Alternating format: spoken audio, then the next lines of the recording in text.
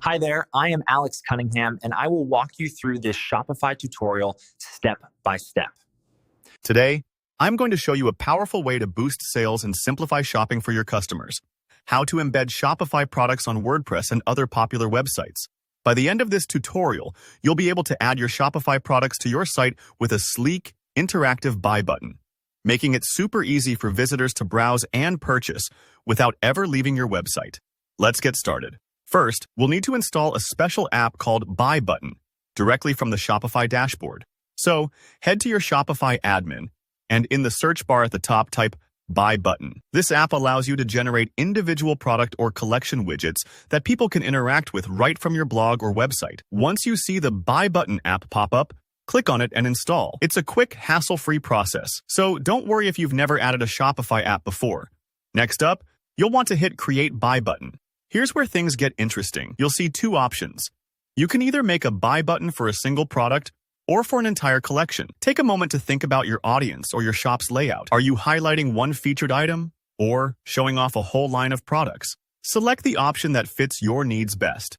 For this demo, let's choose Product Buy Button, then select a product from your list. I'm going to pick Demo Clothing 1 for this example, just to keep things clear and relatable. Now, let's customize.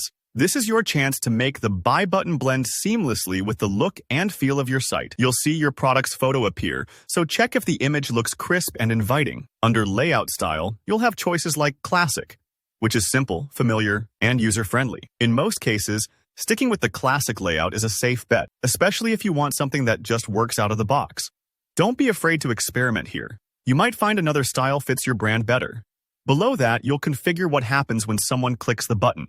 The recommended action is Add Product to Cart. This creates a smooth, straightforward shopping experience, just like customers expect from big online stores. It's worth noting that you can also change how the shopping cart looks and behaves. For example, you can choose between a detailed pop-up or just adding products quietly to the existing cart.